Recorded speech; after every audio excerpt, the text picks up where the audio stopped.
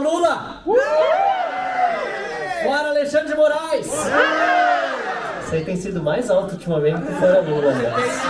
Até porque Suba na tribuna! Lá, né? Suba na tribuna! Bom, pessoal, de fato eu quero pedir desculpa em primeiro lugar à organização. A gente conversou no início da semana, aliás, no fim de semana passado, o Thiago e eu, e a nossa assessoria ficou sempre em cima para que desse tudo certo, para que a gente pudesse estar aqui hoje. E o Ações da Liberdade de Expressão no Brasil. E essa audiência pública de última hora foi cancelada, né? 2 semanas antes da nossa... E menos de 2 semanas antes a gente recebe um e-mail dizendo que foi cancelado, por isso que acabou gerando todo esse transtorno. E depois do cancelamento recebemos um novo e-mail dizendo que foi aberto um espaço de escuta bilateral para que nós apresentássemos as nossas posições sem a presença de um, entre aspas, digamos assim, outro lado bilateral, porque seríamos só nós que somos as vítimas, na verdade, das agressões aos direitos humanos no Brasil, com os comissários da Comissão Interamericana de Direitos Humanos, e esse espaço seria realizado na sexta-feira. Até quero falar um pouco sobre isso, mas antes, estou dizendo porque tivemos de cancelar a vinda ontem. Eu chegaria ontem para participar, inclusive, da visita institucional à House of Commons, né? Nós participaríamos do coquetel de abertura, queria muito ter feito essa parte social com vocês no dia de ontem. Não foi possível, mas mesmo assim, né, dado toda a importância do evento e sendo o primeiro organizado dos demais participantes aqui, gostei muito de ouvir todos que eu pude acompanhar agora há pouco, né, Dom agora, mais cedo a Campanhola, Jamila, enfim, não vou citar todos, mas sempre é um aprendizado estar nesses eventos. E, ao mesmo tempo, né, além de poder acompanhar e estar participando nesse primeiro fórum aqui em Londres, também acho que é um momento importantíssimo para mim, como parlamentar, ampliar a participação internacional, porque, como eu disse ontem, diante dos comissários, aí eu relato um pouco o que aconteceu lá em Washington, eu gostaria de poder atuar somente no Brasil. Porque se o Brasil fosse uma democracia funcional, um Estado de Direito de fato, eu não precisaria estar viajando no mundo para falar o que está acontecendo no Brasil. Vocês concordam comigo? Não precisaria, era só ficar lá. Né? Eu viajaria pelo contrário, para atrair a atenção internacional, para fazer investimento no Brasil, né? Para fazer intercâmbio acadêmico, para inclusive eventualmente ajudar outras ditaduras e tiranias a deixarem de sê-las com o nosso exemplo internacional. Pelo menos era isso que acontecia quando eu comecei na política lá atrás. E por ter vivido em Washington durante meio ano da minha vida, eu falei isso para algumas pessoas que eu encontrei lá. Lá atrás, em 2009, quando eu estudei em Georgetown, a gente recebeu uma série de palestrantes no nosso curso, o curso que eu fiz lá, Thiago. Então a gente recebia como palestrantes, por exemplo, o ex-primeiro-ministro da Espanha, José María Aznar, ex-presidentes de vários países da América Latina, presidentes eleitos democraticamente, mas também tínhamos a presença de, por exemplo, embaixadores de ditadura já naquela época. O embaixador da Venezuela veio falar com a turma, o embaixador do Equador, da época do Rafael Correia, da Bolívia, do Morales. E eu naquela época ficava olhando aquilo e olha só que em 2009, quando eu estudei lá, o Lula era presidente. O Lula era presidente em 2009 e eu pensava o seguinte, graças a Deus que nós não estamos no ponto que esses países nossos vizinhos estão, Venezuela, Equador, Bolívia e outros tantos. E tomara que logo a gente se livre da esquerda no poder, que aliás aconteceu, né? Primeiro com o impeachment da Dilma, depois subiu o Temer, aí veio Bolsonaro, etc. Tomara que a gente consiga se livrar da esquerda do poder para que seja só um período passageiro esse, na época do Lula, depois do poste da Dilma e assim por diante. Agora, chega 2024 e a gente está numa situação muito pior, pelo menos se nós olharmos uma situação de curto prazo, né, daquilo que acontece no dia a dia no Brasil agora, do que nós estávamos em 2009. Então, essa situação que nós enfrentamos agora, em 2024 no Brasil, é uma situação que, sem dúvida nenhuma, nos preocupa muito, nos irrita, nos deixa indignados e, ao mesmo tempo, exige que nós busquemos apoio internacional para buscar também solucionar a nossa situação no país. Eu, indo aos Estados Unidos, eu posso dizer para vocês também que renovei minha esperança em virtude da eleição do Donald Trump. Todos vocês aqui eu tenho certeza que estão com essa mesma renovação da esperança, né? Porque isso implica uma série de coisas, não só relacionadas à própria influência internacional que os Estados Unidos exercem ao ter uma liderança de direita no poder, influência de soft power, digamos assim, como também na própria organização do Estado americano, que, lamentavelmente, até mesmo na situação do Brasil, por meio de burocratas corruptos, acabou auxiliando com que a tirania se consolidasse no Brasil. O caso do Felipe Martins é seríssimo. E que foi o que levou, inclusive, agora, por eventual abuso daquilo que não existe como ser abusado, que é a imunidade parlamentar, porque eu denunciei na tribuna da Câmara dos Deputados que um funcionário corrupto do governo americano, muito provavelmente, fraudou a entrada do Felipe Martins e um policial federal brasileiro utilizou essa informação fraudada para justificar a permanência dele na cadeia. Então, essa reforma do Deep State que o Trump está promovendo, agora já com as indicações que estão deixando a cada dia que passa um esquerdista doente, né? Pode ver, cada indicação que ele faz é Rubio, não sei o que, ele vai indicando, vai sempre alguém, sempre você ouve um mimimi por aqui, uma choradeira por ali. Por quê? Porque vai atacar o Deep State, vai atacar lá dentro da burocracia e de uma forma muito mais eficaz e eficiente, eu espero, do que nos 4 primeiros anos do Trump, que foram 4 anos muito difíceis, de muita perseguição, de uma derrota depois num processo eleitoral que ele, em diversos momentos, inclusive, fez questão de mencionar, não estava sendo equilibrado a seu favor, e agora ele volta com uma vitória esmagadora e com a esquerda sem nem condição de chorar, porque percebeu também, lá nos Estados Unidos, o quanto ela está radicalizada. Podem ver as últimas matérias jornalísticas que tratam sobre a esquerda, e uma delas foi repercutida pelo próprio Michael Schellenberg. Vocês sabem, eu tenho uma relação agora próxima com ele de amizade, mas sempre o admirei muito pela retidão moral e pela forma como ele aborda os assuntos, demonstrando que quem se radicalizou nesse período todo foi a esquerda. Não fez uma palestra muito boa aqui.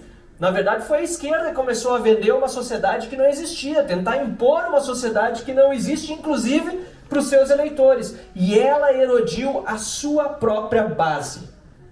Ela erodiu a sua própria base e vai ter de se reinventar. Esse processo está acontecendo nos Estados Unidos e está acontecendo em vários outros países, também no Brasil, eles que não estão se dando conta. Então, voltando à questão do curto prazo que eu falei há pouco, e eu acho que é importante que vocês ouçam de mim algo que não é hipócrita nem demagógico, muito antes pelo contrário, porque eu acredito nisso. Se não acreditasse nisso, eu não estava na política. É importante que vocês ouçam de mim motivação. Vocês ouçam de mim palavras de incentivo a continuar batalhando. Repito, se não fosse assim, a Campanhola e eu não estaríamos na política. Porque para que a gente vai desperdiçar a própria vida, né, Ana? Que é tão curta e a gente tem tanta coisa boa para fazer na nossa vida, com política que, por mais nobre que seja, pode muitas vezes nos frustrar a ponto de a gente achar que não tem saída. Por que nós faríamos isso se nós não acreditamos que realmente tem saída? Se nós não acreditamos, aliás, que a nossa função, inclusive como cristãos, é de darmos o nosso testemunho aqui, sem acreditar que o paraíso vai ser na terra, porque isso nem Jesus prometeu, mas que nós podemos fazer a nossa parte onde quer que nós estejamos. Nós fazemos isso porque nós acreditamos, sim, que é possível melhorar a situação, e nós estamos percebendo isso se nós olharmos no longo prazo. Falo isso como alguém que viveu no exterior, como quem estava aqui na Europa em 2011, 2012 e voltou para o Brasil em 2013. Naquela época, agora são mais de 10 anos atrás, o Brasil em 2011, 2012, o Brasil de direita, o Brasil conservador, o Brasil liberal, não existia. Não existia. Eu era aluno do Olavo de Carvalho antes disso. Eram umas classes pequenas. Tive aulas presenciais com ele. Em 2009 fui visitá-lo 2 vezes na sua residência lá em Arlington, quando eu morei em Washington. Naquela época eram poucos como ele, Percival Pugina, poucos. Rodrigo Constantino, que na direita, fosse pelo aspecto mais liberal, fosse pelo aspecto mais conservador, falavam sobre política.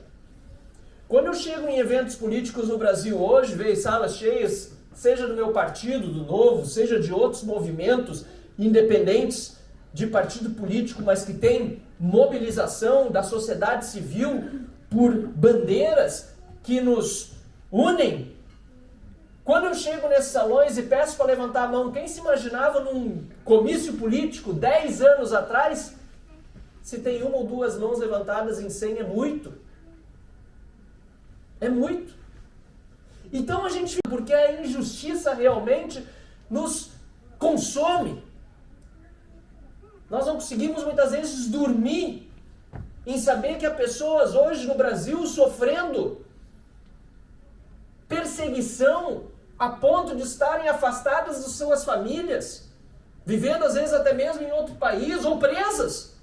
Sim, a injustiça nos consome, nos revolta, nos deixa indignados. Mas ao mesmo tempo é preciso lembrar que se a reação do sistema é tão pesada e tão forte, é porque a nossa ação ao longo desses últimos anos é ainda maior do que a reação que eles estão fazendo contra nós. Essa é a verdade. Aquela história que eu ouvi em 2013, quando eu voltei da Europa para o Brasil, nas manifestações de junho, e que começaram supostamente porque era dos 20 centavos que o povo reclamava, e depois o povo foi para as redes sociais e disse, não é os 20 centavos, redes sociais que aliás começavam a surgir no Brasil naquela época, e com muita liberdade. Se nós olharmos para esse período de 10 anos para trás, o que aconteceu no nosso país desde então, nós percebemos que de fato começamos a ter uma influência muito forte na política que não existia antes. E ela veio para ficar. É por isso que a tirania se impõe. É por isso que eles buscam nos censurar. É por isso que eles querem nos calar. E é por isso que nós temos também de entender que essa batalha é muito maior do que uma mera batalha político-eleitoral.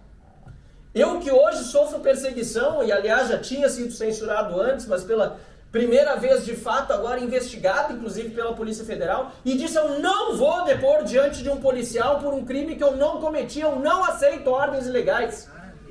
Bravo!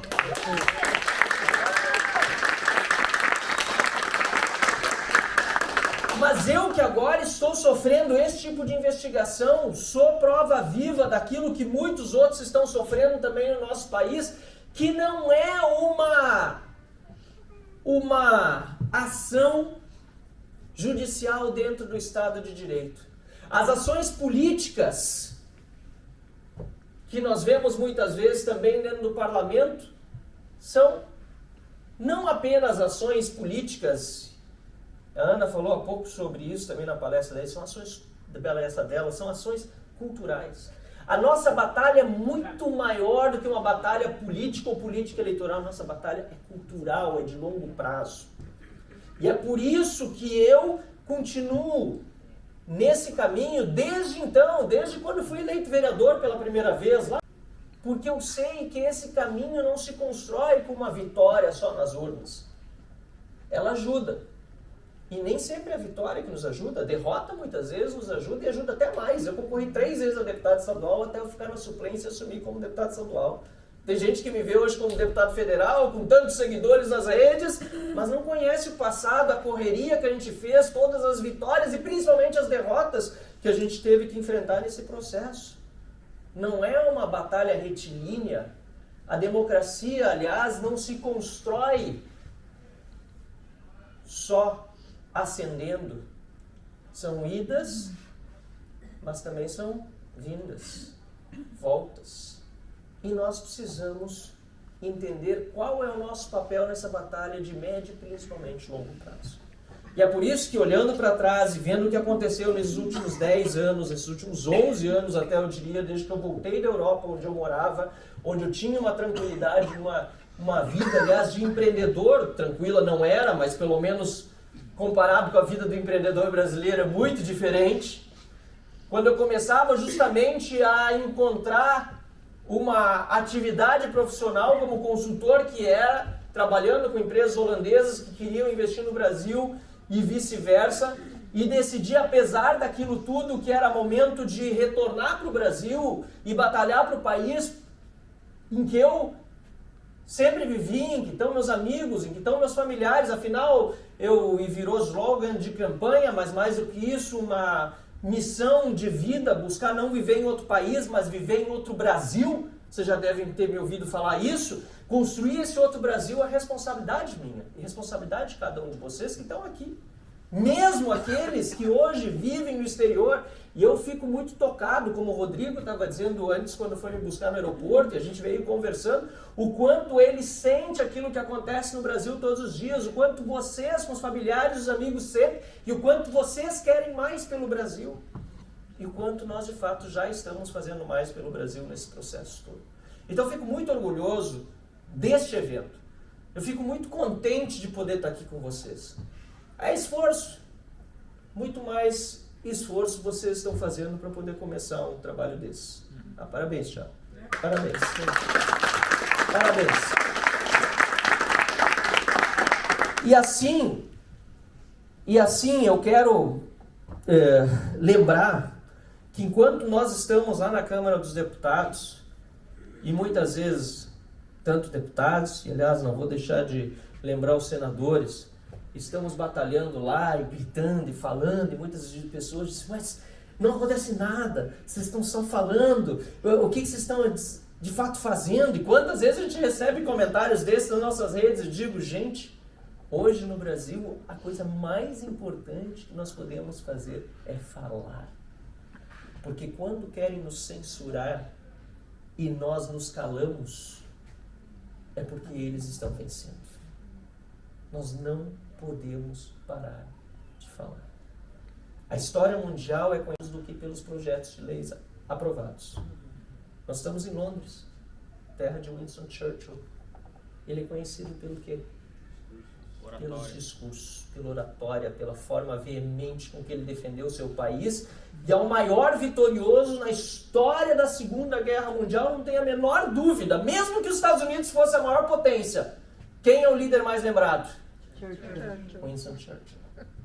O homem do discurso, o homem dos princípios, o homem que, aliás, apesar de ter vencido uma guerra, depois perdeu uma eleição no distrito dele.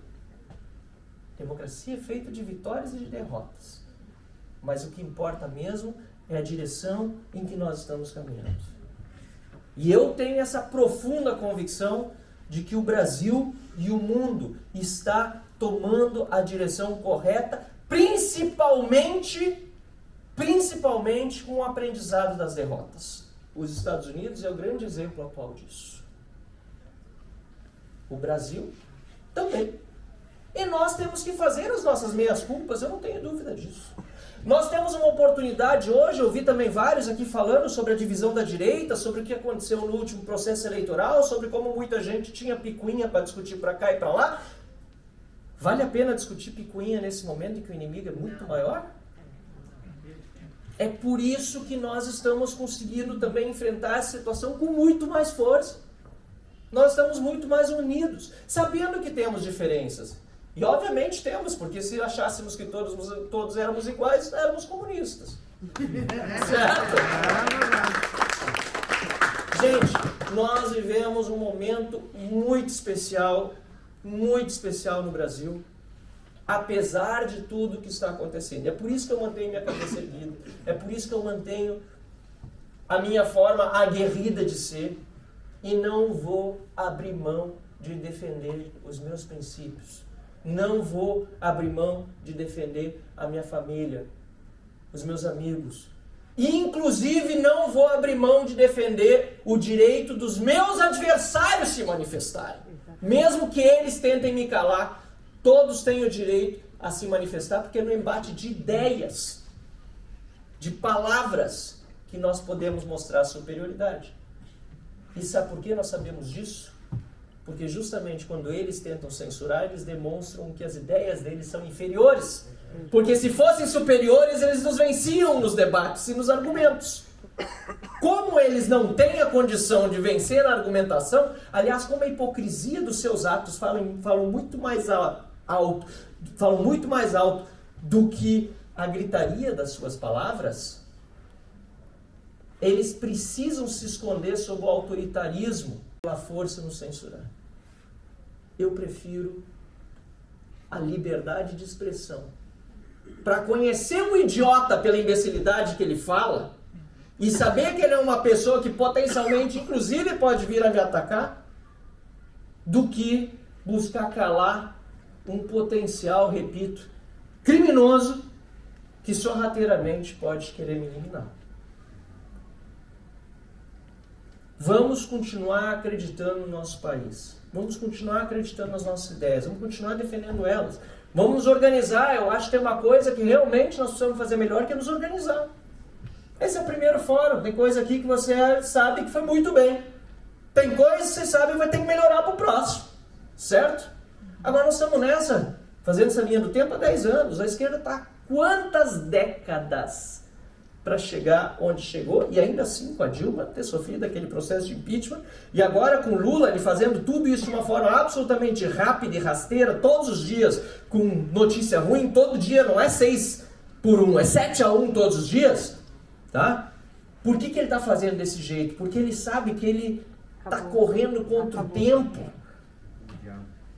Está correndo contra o tempo e eles precisam implementar o mais rápido possível, porque até o Estadão hoje, eu vi, fez um editorial em que pese, passando pano ainda para a censura das eleições de 2022, colocando a culpa no Moraes sobre aquele suposto atentado, já não se sabe mais nem se foi realmente suicídio ou o que foi, mas em resumo de, lamentavelmente, um pobre coitado de um cidadão que, em virtude justamente desse ódio vindo da corte do Brasil, ter tomado uma decisão desesperada, sem a menor razoabilidade no Brasil. Até o Estadão reconheceu isso. Apesar de, no mesmo editorial em que reconhece que o Alexandre de Moraes é culpado por isso, dizer que ele foi muito importante no processo eleitoral de 2022 e que não pode haver anistia. Muito importante no processo eleitoral, que censurou inclusive a imprensa. Nós estamos percebendo que a casa deles está caindo. Se eles tivessem inteligência alguma, porque essa psicopatia, essa loucura, esse autoritarismo, ele acaba se retroalimentando e o poder nas mãos dos maus, na verdade na mão de, infelizmente, qualquer pessoa. Isso é uma dinâmica natural do poder e é por isso que eu defendo tanto o poder limitado. Ele não se entrega de volta pacificamente, muito difícil. Não vai se entregar de volta de uma forma tranquila. Eles vão acumulando poder e também vão errando muito. Se tivessem, depois do período eleitoral, sido talvez razoáveis, apesar de tudo que fizeram de errado e imperdoável o que fizeram de errado, mas tivessem colocado uma pedra em cima e não seguissem com a tirania, inclusive com o 8 de janeiro forjado, absurdo, que nós vimos no Brasil, talvez agora nós tivéssemos uma nação pacificada e eleições em 2026 em que nós pudéssemos competir de novo de igual para igual. E a população evoluiu. Mas infelizmente, e a população? Evoluiu. Questiona. Mas eles, lamentavelmente, com o 8 de janeiro e com tudo que eles vieram fazendo, eles conseguiram a governabilidade que o Lula estava precisando para não ter o povo na rua questionando. E é por isso que eu digo que nós não podemos continuar calados, nós temos que continuar indo para a rua. Eu falei isso desde o início, quando veio de novo o PL da censura, lá em abril de 2023, fomos os primeiros a irmos de novo às ruas, lá em Porto Alegre, que eu dizia, nós precisamos voltar às ruas, não podemos ficar em casa, tem que continuar protestando, não dá para se intimidar por conta da narrativa que criaram em cima daqueles eventos lamentáveis e, repito, forjados em larga medida pelo próprio governo Lula. Então, nós vivemos hoje um momento em que, felizmente, Eles estão errando muito. E, na minha opinião, o próprio processo contra mim é um enorme de um tiro no pé. Porque quando eu faço uma denúncia séria, bem embasada, com evidências, e o investigado sou eu, e não aquele que eu denunciei, e eu chego para um colega deputado nos Estados Unidos, ou aqui na Inglaterra, e digo, eu estou sendo investigado por uma fala que eu fiz na tribuna, eles não querem nem saber, aliás, se eu dei evidências, o que denúncia eu fiz, eles já acham um absurdo, porque não existe isso. Desde 1689 nós estamos em Londres, desde o Bill of Rights, a imunidade parlamentar, a inviolabilidade por opiniões, palavras e votos existe. A ação inglesa. No Brasil, desde 1824, o Brasil foi independente em 1822, o imperador outorga uma constituição ao povo brasileiro. Explico melhor. Não era uma democracia, era um império. O imperador, ele dá à população brasileira uma constituição. Ele escreveu a constituição, a nossa primeira constituição, 2 anos depois da independência, foi escrita pelo imperador Dom Pedro I. Ela não foi votada. Não foi debatida. Foi outorgada.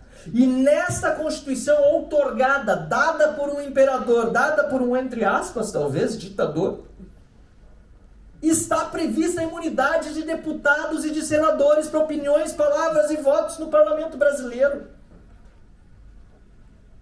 Aí depois veio o Estado Novo e o regime militar na época da República, os 2 momentos em que a imunidade parlamentar foi flexibilizada.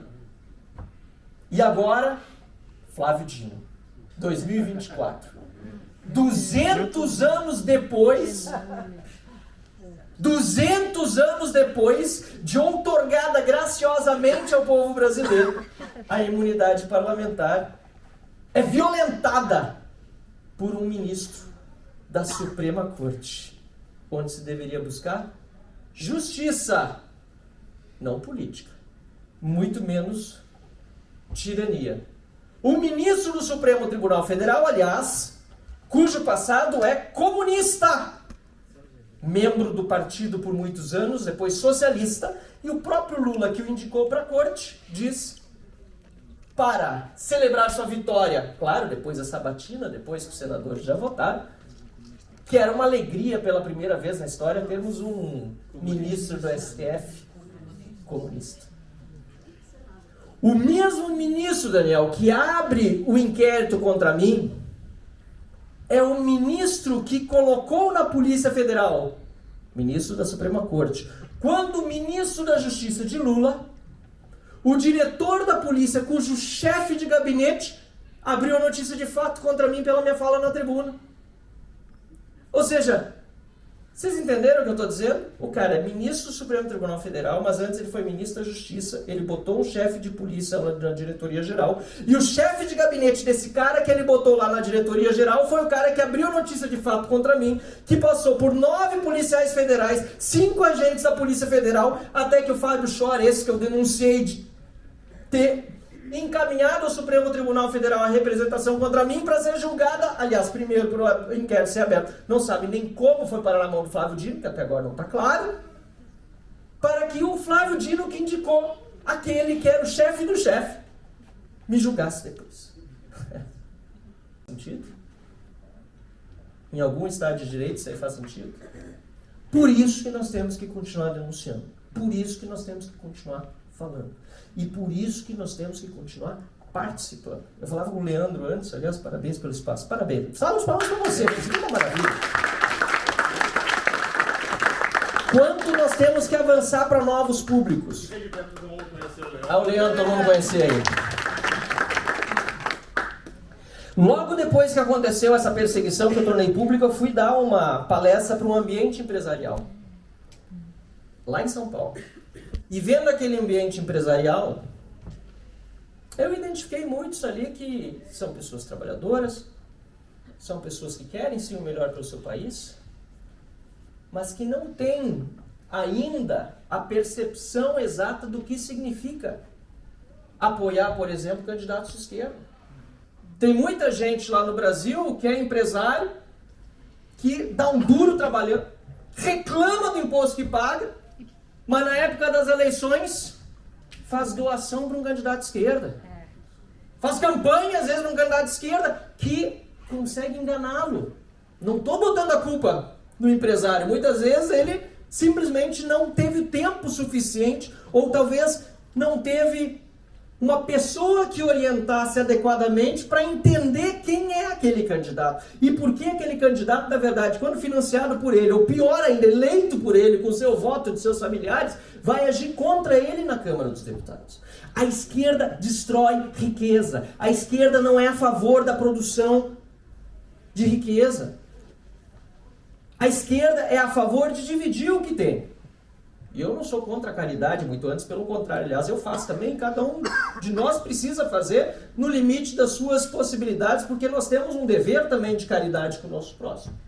Mas uma coisa é você fazer caridade com o teu dinheiro.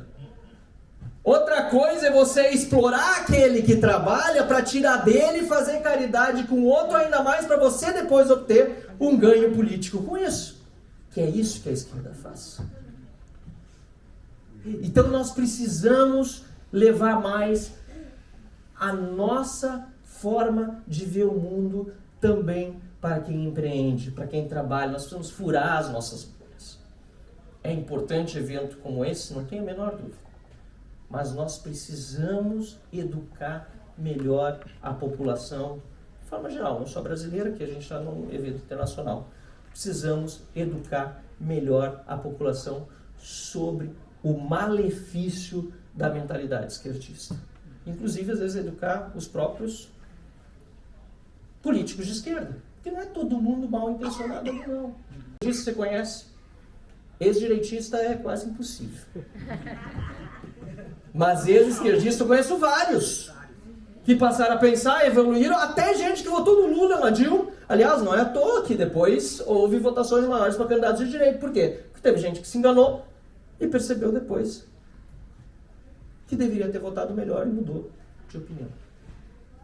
Sem, muitas vezes, os preconceitos que nos alimentam. Apesar de, obviamente, nós temos que ter cuidado com quem a gente conversa. Porque tem aquelas pessoas que não tem jeito. Aliás, problema de caráter não se resolve. E nós tivemos muitos já. Eu falo até pelo próprio Partido Novo.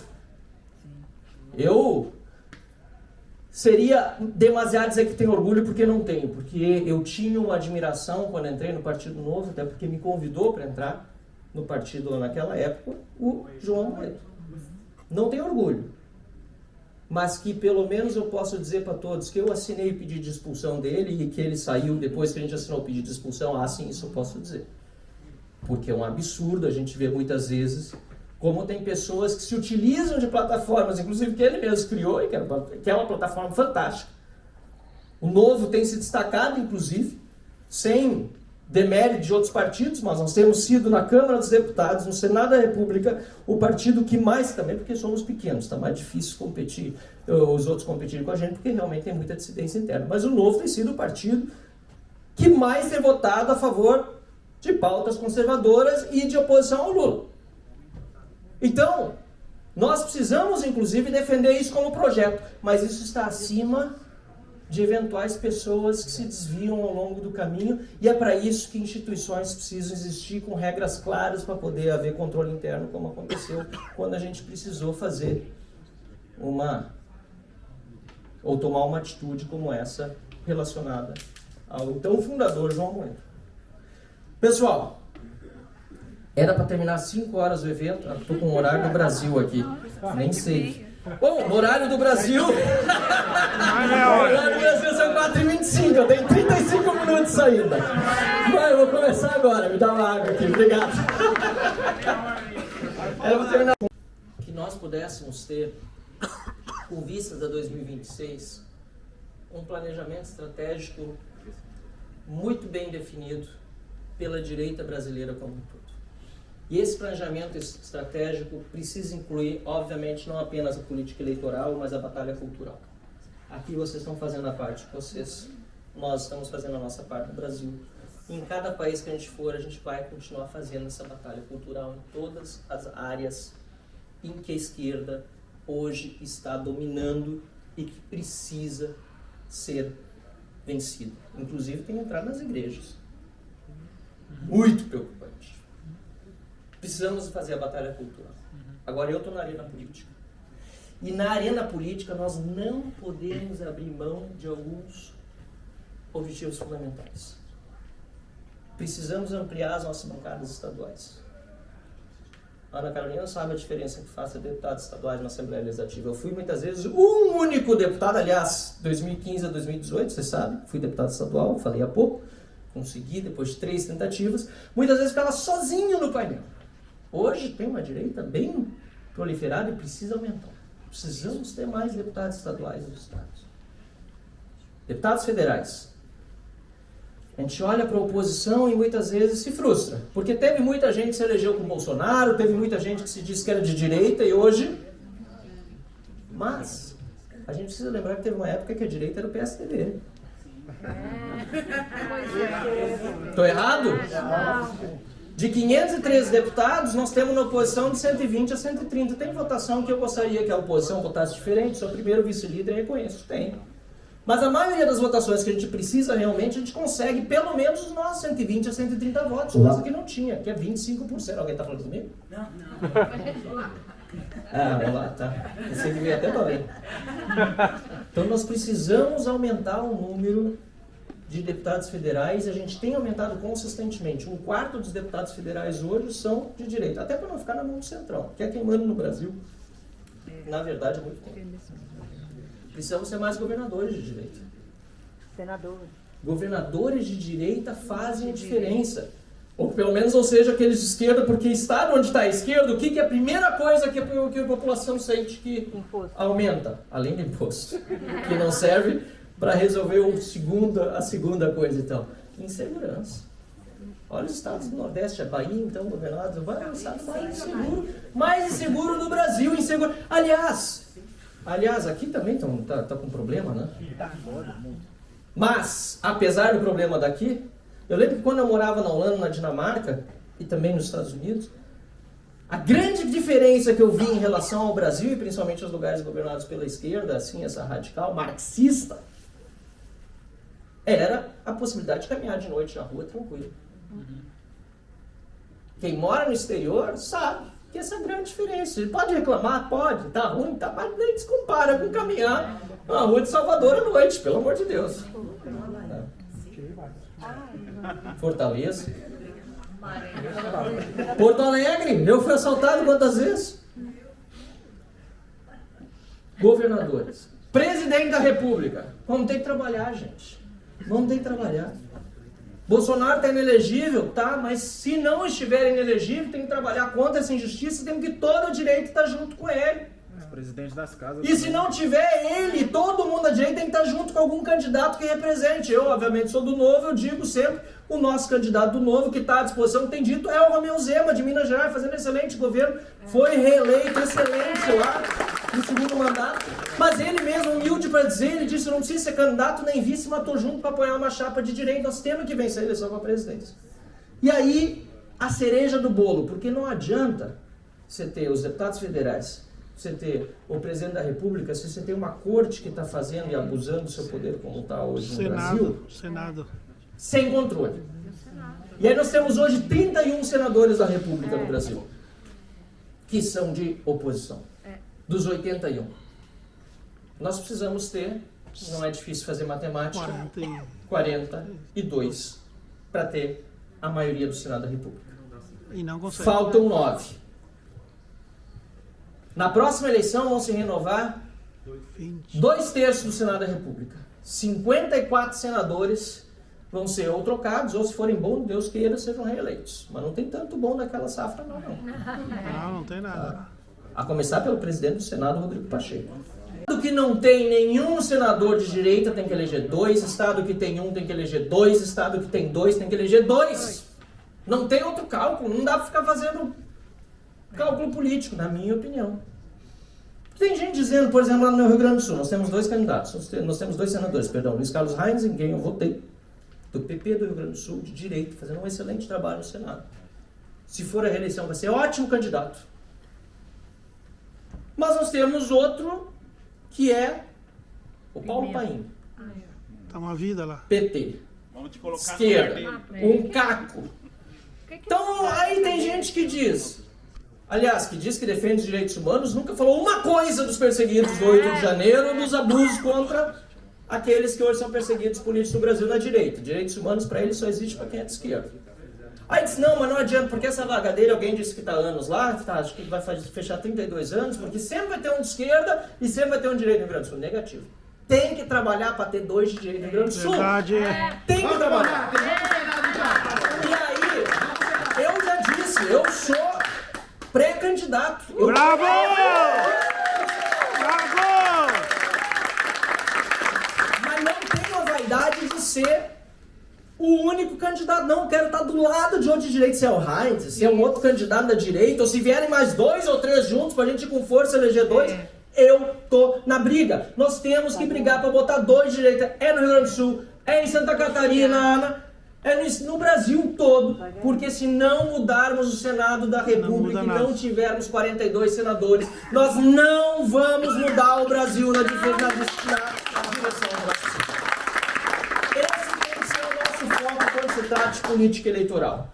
Claro que tem que continuar fazendo, aliás, claro, mais do que claro, evidente, óbvio, tem que continuar fazendo parte da batalha cultural e temos que ir mudando as coisas, porque nada acontece na política que não tenha acontecido antes na cultura. Essa frase não é minha, essa frase o Olavo de Carvalho me deu de um autor, se eu não estou me enganando agora, alemão, filósofo, quando eu o entrevistei para a revista Voto, lá no Rio Grande do Sul. Eu tive esse privilégio de entrevistar o Olavo de Carvalho. Ele disse essa frase que eu nunca mais esqueci. Nada acontece na política que não tenha acontecido antes na cultura. A política é reflexo da cultura. Ninguém chega numa Câmara dos Deputados, num Senado da República, sem antes ser eleito por uma base popular que pensa parecido com aquela pessoa que foi eleita. Todos chegam lá, aliás, pelo voto. Ninguém chega por SEDEX. Se dependesse dos Correios, talvez não chegasse. Acho que vocês devem ter experiência pior até do que a gente quando manda correspondência, quando vai para receber perdão correspondência. Então, pessoal, vamos continuar acreditando no Brasil. Mais do que isso, vamos continuar defendendo o nosso país, vamos continuar trabalhando pelo nosso país, vamos continuar fazendo a nossa parte e com certeza vocês podem aqui comigo mesmo na limitação que eu tenho. Porque eu sou humano como todos vocês e cada um tem a sua limitação. Podem contar comigo até o limite dos meus esforços. Muito obrigado.